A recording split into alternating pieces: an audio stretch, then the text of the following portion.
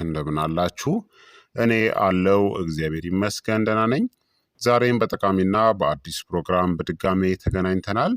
በዛሬው የጤና ፕሮግራማችን ላይ የምንመለከተው በጊዜ ሂደት ጉበታችሁን ሊጎዱ ወይም ደግሞ ሊያጠፉ የሚችሉ 10 አደገኛ ምግቦችን በዚህ ቪዲዮ ላይ እነግራችኋለሁኝ ማለት ነው።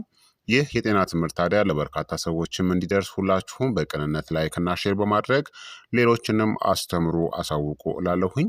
ላይክና ሼር ሳታደርጉ በፍጹም እንዳትጀምሩ። ጥያቄያችሁን በኮመንት ላይ አስፍሩልኝ። በቀጥታ ወደ ጤና ትምህርታችን የማልፍ ይሆናል። ጉበት በሰውነታችን ውስጥ ትልቁ የውስጥ አካል ሲሆን ከ500 በላይ አስፈላጊ ተግባራትንም ያከናውናል። ልክ እንደ አንድ ትልቅ ፋብሪካ ወደ ሰውነታችን የሚገባውን ማንኛውንም ነገር ምግብ፣ መጠጥ፣ መድኃኒትን ይለያል፣ ያጣራል፣ እንዲሁም ያከፋፍላል። በደማችን ውስጥ ያሉ መርዛማ ነገሮችንና አላስፈላጊ ቆሻሻዎችንም ያስወግዳል። የምንመገበውን ምግብ ወደ ጉልበት በመቀየር ሰውነታችን ሲፈልገው እንዲጠቀምበት አከማችቶም ይይዛል። ስብን ለመፍጨት የሚረዳውን ባይል ወይም ደግሞ ሐሞት የተባለ ፈሳሽንም ያመነጫል።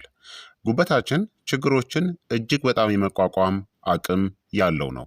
ነገር ግን የማይሸነፍ ደግሞ አይደለም። አንዳንድ የዕለት ተዕለት ምግቦች በዝምታ ያጨናንቁታል፣ የስብ ክምችትንም ያበረታታሉ፣ ወይም ደግሞ በጊዜ ሂደት ብግነት ወይም ደግሞ ኢንፍላሜሽንንም ይቀሰቅሳሉ። ጉዳቱ ታዲያ ብዙውን ጊዜ ቀርፋፋ እናም ድምፅ አልባም ነው። እነዚህ ልምዶች በጣም አደገኛ የሆኑትም ለዚህ ነው።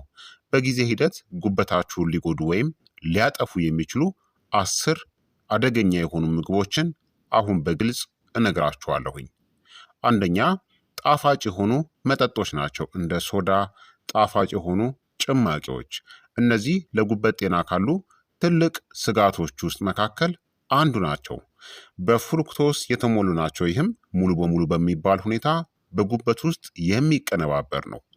ትርፍ የሆነ ፍሩክቶስ ወደ ስብነት ይቀየራል። ይህም ለስባማ ጉበት በሽታ ለነን አልኮሊክ ፋቲ ሊቨር ዲዚዝ ያጋልጣል ወይም ያመራል ማለት ነው። የኢንሱሊን ሬዚስታንስንም ያበረታታል። የለስላሳ መጠጦችን ታዲያ በውሃ በሎሚ ውሃ ወይም ባልጣፈጠ ሻይ መተካት ያስፈልጋል። ሁለተኛ፣ ከልክ ያለፈ ስኳር ነው። ከረሜላ፣ ኬክ እና ፓስትሪስ የምንላቸው እነዚህ ለስላሳ መጠጥን ባስጠጡም እንኳን ከፍተኛ የስኳር ፍጆታ አሁንም ጉበታችሁን እንደሚጎዳው ማወቅ አለባችሁ። በጉበት ውስጥ ወደ ስብነት ይቀይራሉ፣ ብግነት ወይም ደግሞ ኢንፍላሜሽንን ይጨምራሉ፣ ለስባማ ጉበትና ለሜታቦሊክ ችግሮች የመጋለጥ እድልንም ከፍ ያደርጋል። ከተቻለ በቀን ውስጥ የሚጨመር ስኳርን ከ25 እስከ 30 ግራም በታች ማድረግ ያስፈልጋል። ሶስተኛ፣ የተጠበሱ ምግቦች ናቸው። እንደ ቺፕስ፣ የተጠበሰ ዶሮ እና ፈጣን የሆኑ ምግቦች። እነዚህ ጤናማ ባልሆኑ ስቦችና በካሎሪዎች የበለጸጉ ናቸው። ትራንስ ፋትም አላቸው። የጉበት ብግነት ወይም ደግሞ ኢንፍላሜሽንንም ይጨምራሉ። ጉበትን በስብ ማቀነባበር ስራን ያጨናንቁታል። ለጉበት ትልቅ ስጋት ለሆነው ለውፍረትም አስተዋጽኦን ያደርጋሉ።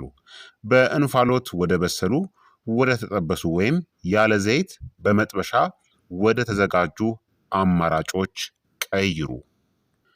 አራተኛ ደግሞ በከፍተኛ ሁኔታ የተቀነባበሩ ምግቦች ናቸው። የታሸጉ መክሰስ ምግቦች፣ ኢንስታንት ኑድል የምንላቸውና የቀዘቀዙ ምግቦች አልትራ ፕሮሰስድ የሆኑ እነዚህ ከተጨማሪዎች ከመከላከያ ኬሚካሎችና ጤናማ ካልሆኑ ስቦች ጋር የታሸጉ ናቸው። የጨው እናም የስኳር መጠናቸውም ከፍተኛ ነው። በንጥረ ነገርም ደካማ ናቸው። ጉበት በበለጠ ጠንክሮ እንዲሰራም ያስገድዱታል። ረጅም የንጥረ ነገር ዝርዝር ካለው ፍጆታችሁን ምንጊዜም ገድቡት። አምስተኛ፣ አልኮል ነው። መጠነኛ ቢሆንም እንኳን ከቀጥታ የጉበት መርዞች ውስጥ አልኮል አንዱ ነው። ጉበት አልኮልን ከሰውነት ማስወገድ አለበት። ይህም መርዛማ የሆኑ ተረፈ ምርቶችን ይፈጥራል። ለስብ ክምችት፣ ለብግነት ወይም ደግሞ ለኢንፍላሜሽን እና ለጉበት ጠባሳ ለስኬሪንግ ይዳርጋል። ወደ ከባድ የጉበት በሽታም ሊያመራ የሚችል ነው። የምትጠጡ ከሆነ መጠኑን በጣም አነስተኛ አድርጉ። እናም ለጉበታችሁ ከአልኮል ነፃ የሆኑ ቀናትን ደግሞ መስጠት ያስፈልጋል። ስድስተኛ የተቀነባበሩ ስጋዎች ናቸው እንደ ሶሴጅ። እነዚህ በጣም ምቹ ናቸው፣ ነገር ግን በረጅም ጊዜ ጎጂ ናቸው። በሳቹሬትድ ፋትና በጨውም የበለጸጉ ናቸው። እንደ ናይትሬትስ ያሉ መከላከያዎችንም ይይዛሉ። በጉበት ውስጥ የኦክሲዲቲቭ ስትረስንም ይጨምራሉ። ስለዚህ እነዚህን በአዲስ ስጋ፣ በአሳ፣ በባቄላ ወይም በምስር መተካት ያስፈልጋል። ሰባተኛ የተቀነባበሩ ካርቦሃይድሬትሶች ናቸው ነጭ ዳቦ እናም ፓስታ። እነዚህ የደም ስኳርን በፍጥነት ይጨምራሉ፣ በፍጥነት ወደ ግሉኮስም ይቀየራሉ። ትርፉ እንደ ስብም ይከማቻል። የስባማ ጉበት እድገትንም ያፋጥናሉ። የኢንሱሊን ሬዚስታንስንም ይጨምራሉ። እንደ አጃ፣ ቡናማ ሩዝ ወይም ደግሞ ሙሉ ስንዴ ያሉ ጥራጥሬዎችን ምረጡ። ስምንተኛ ከልክ ያለፈ ጨው ነው። ጨው የበዛባቸው መክሰስና የታሸጉ ምግቦች። በጣም ብዙ ጨው በዝምታ ስርዓታችሁን ይጎደዋል። የፈሳሽ መዛባትንም ያስከትላል። የጉበት ጠባሳንም ሊያባብስ ይችላል። በጉበት በሽታ ላይ የችግሮችንም ስጋትንም ይጨምረዋል። በቀን ከ5 ግራም ጨው በታች ለማግኘት አልሙ። ዘጠነኛ ትራንስ ፋትና ሃይድሮጅን የተደረገባቸው ዘይቶች ናቸው። እነዚህ በማርጋሪን በፋብሪካ ዳቦዎችና በርካሽ መክሰስ ውስጥም ይገኛሉ። ብግነት ወይም ደግሞ ኢንፍላሜሽንን ያበረታታሉ። በጉበት ውስጥ የስብ ክምችትን ይጨምራሉ። የኮሌስትሮል መጠንንም ያበላሻሉ። ፓርሻሊ ሃይድሮጂኔትድ ኦይል የሚል ምልክት ያለበትን ማንኛውንም ነገርን አስወግዱ። አስረኛ ከልክ ያለፈ አይስክሬም እናም ከፍተኛ ስብ ያላቸው የወተት ተዋጽኦች ናቸው። እነዚህ ስኳር፣ ሳቹሬትድ ፋትንም አንድ ላይ ያጣመራሉ። ይህ ደግሞ አደገኛ የሆነ ድብልቅ ነው።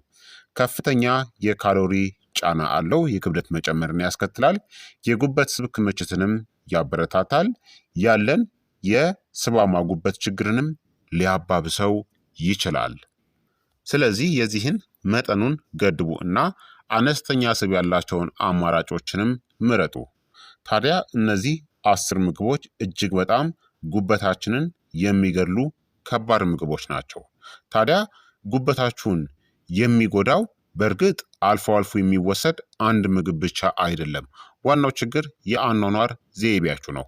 በጣም ብዙ ስኳርና ስብን የምትጠቀሙ ከሆነ፣ በጣም ብዙ የተቀነባበሩ ምግቦችን የምታበዙ ከሆነ፣ በጣም ትንሽ የአካል ብቃት እንቅስቃሴ ካለ እንቅስቃሴ የማታደርጉ ከሆነ ይህ ጥምረት ለስብ ክምችት፣ ለብግነት ወይም ደግሞ ኢንፍላሜሽን እና በመጨረሻም ለጉበት ጉዳት ይዳርጋችኋል ማለት ነው።